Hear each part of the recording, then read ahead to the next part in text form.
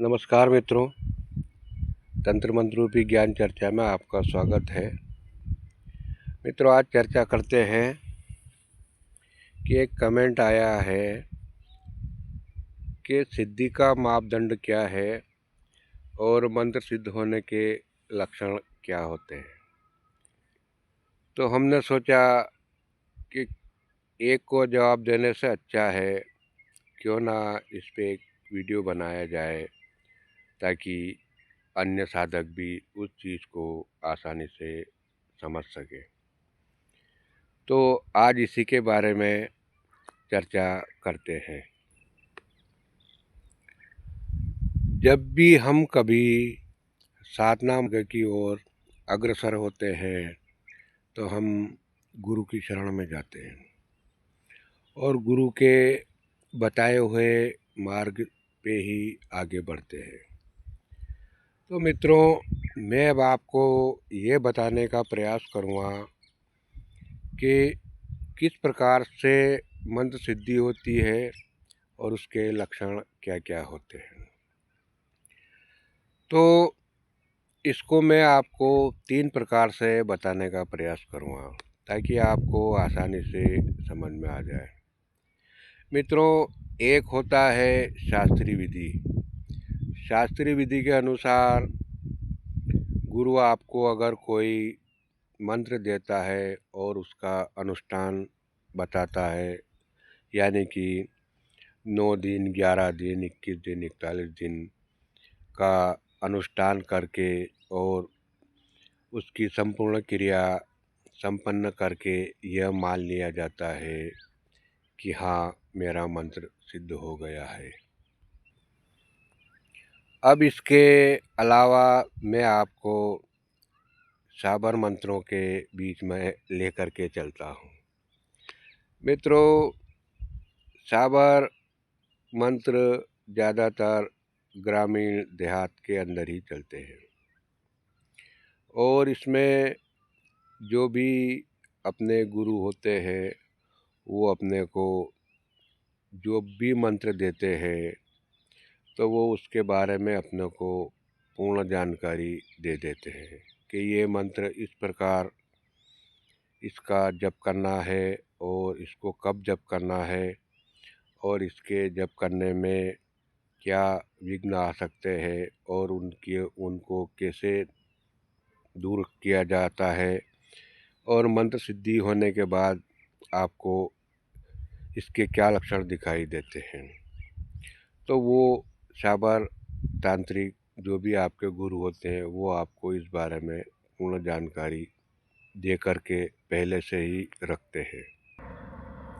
अब मैं आपको एक उदाहरण दे कर के समझाने का प्रयास करता हूँ कि मंत्र सिद्धि में क्या होता है।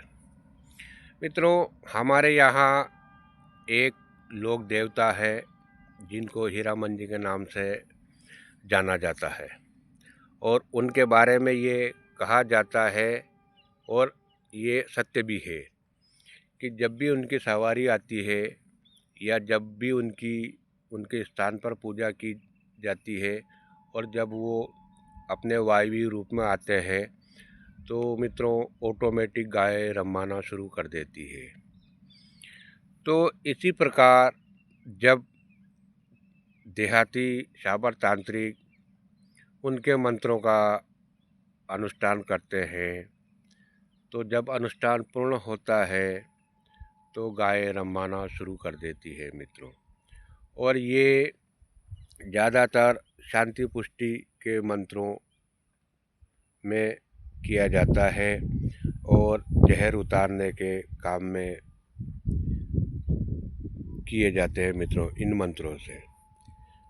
और अब मैं इसके अलावा आपको एक अलग विधि से समझाने का प्रयास करता हूँ।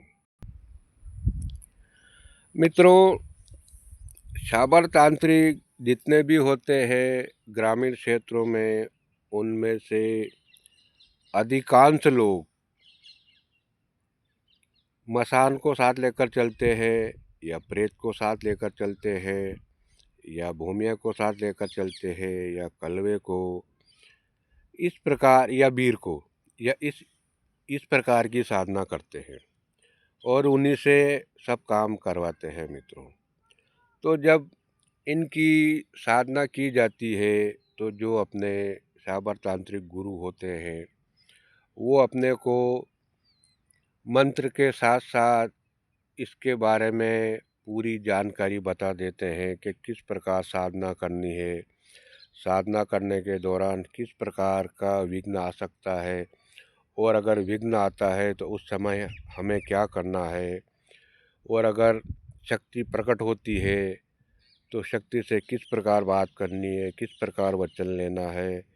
इस प्रकार की संपूर्ण क्रिया अपने गुरु एक अपने शिष्य को पूरी तरह से समझा देता है मित्रों, और उसी के बाद उसको साधना संपन्न करवाता है ताकि उसको भविष्य में फिर कभी कठिनाई नहीं होवे। तो इस प्रकार से जब भी हम या कोई भी मंत्र सिद्ध करते हैं तो उनको गुरु के द्वारा जो भी बताया जाता है वो उस मंत्र को सिद्ध करने के दौरान संपूर्ण चीज़ें प्रकट होना शुरू हो जाती है।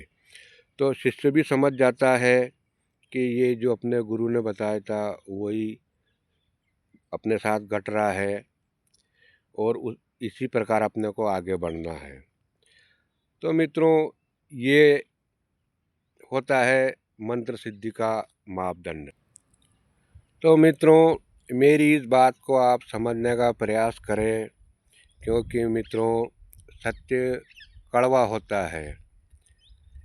कड़वा तो होता है लेकिन जब आप उसको समझ जाओगे तो मित्रों सत्य सबसे मीठा भी होता है मित्रों।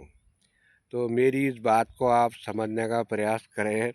तो मिलते हैं फिर कोई अगले वीडियो में। तो नमस्कार, जय सिया राम, जय माँ भवानी।